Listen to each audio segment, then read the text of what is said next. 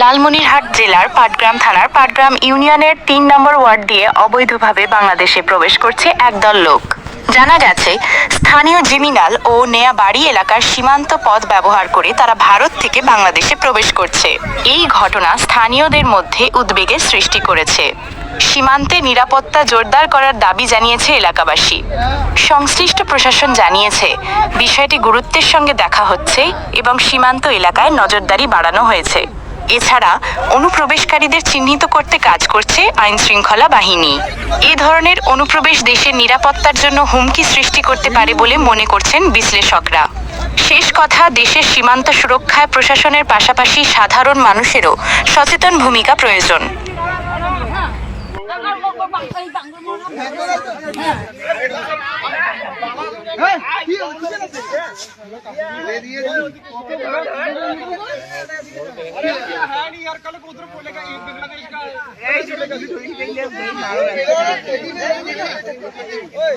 अगर हम इसको इधर ले जाएगा